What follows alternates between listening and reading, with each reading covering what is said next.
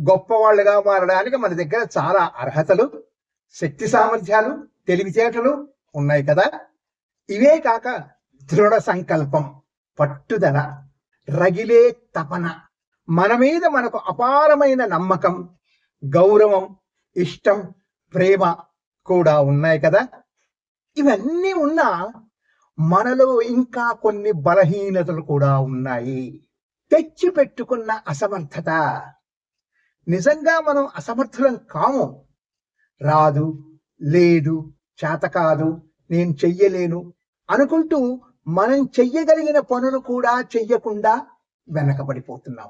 అజ్ఞానం, ఆత్మన్యూనత, ఆధారపడే మనస్తత్వం, నిర్లక్ష్యం, బద్ధకం, సోమరితనం, ఈ రోజు కాదు రేపు అంటూ వాయిదాలు వేసే మనస్తత్వం, అతినిద్ర వంటివెన్నో అవలక్షణాలు మనల్ని ముందుకు సాగనీయకుండా అడ్డుపడుతున్నాయి.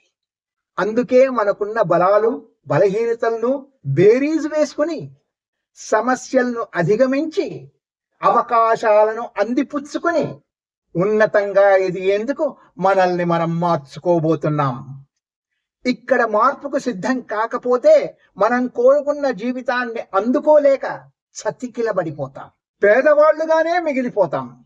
అసమర్థులుగా, తెలివి తక్కువ వాళ్ళుగా, చేతకాని వాళ్ళుగా మిగిలిపోతాం. మనకన్నా తెలివి తక్కువ వాళ్ళు, అసమర్థులు మన వల్ల దాటి ముందుకు వెళ్ళిపోతారు.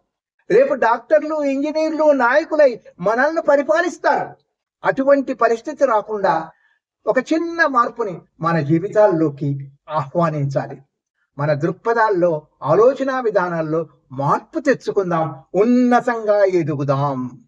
Good luck.